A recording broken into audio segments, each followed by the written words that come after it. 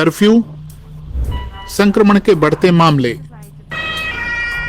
Vaccination के बावजूद corona virus के नए वेरिएंट की वजह से दुनिया अधर में लटकी है। A variante Omicron dispara o alerta no mundo. Numbers of infections are breaking records. देश में ओमिक्रॉन के केस तेजी से बढ़ने शुरू हो गए हैं। More than half of the European population are expected to contract Omicron. जितनी तेजी से ओमिक्रॉन फैलता है, उतनी ही तेजी से उसे लेकर अफवाहें और फेक न्यूज भी फैल रही है। शायद सबसे बड़ी अफवाह यह है कि ओमिक्रॉन नुकसानदेह नहीं है, जो कि भ्रामक है। सच ये है कि ओमिक्रॉन वेरिएंट का असर थोड़ा सा कम दिखता है।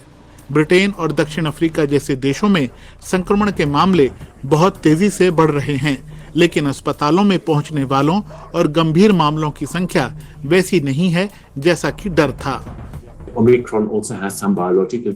इस बात के लगातार संकेत मिल रहे हैं कि ओमिक्रॉन में पिछले वेरिएंटों के मुकाबले कुछ जीव वैज्ञानिक अंतर हैं।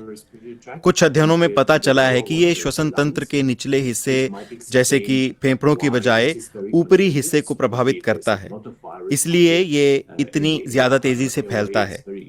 लेकिन गंभीर बीमारी का रूप कम ही लेता है, क्योंकि ये फेफड़ों को संक्रमित नहीं करता और ना ही वहां पर फैलता है।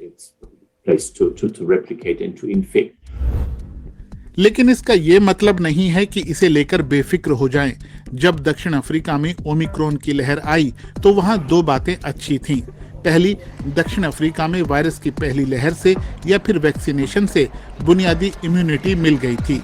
दूसरी बात, आबादी तुलनात्मक रूप से युवा है। निश्चित रूप से ये दावा करना संभव नहीं है कि ओमिक्रॉन सामान्य सर्दी वाला वायरस है। अगर आपकी इम्यूनिटी अच्छी है, मतलब आप पूरी तरह से वैक्सीनेटेड हो और ओमिक्रॉन संक्रमण हो जाए, तो आप सिर्फ सामान्य सर्दी जुकाम जैसा महसूस करेंगे। इससे परेशानी होगी, लेकिन पूरी तरह से इम्यून रोगों को खतरा नहीं होगा।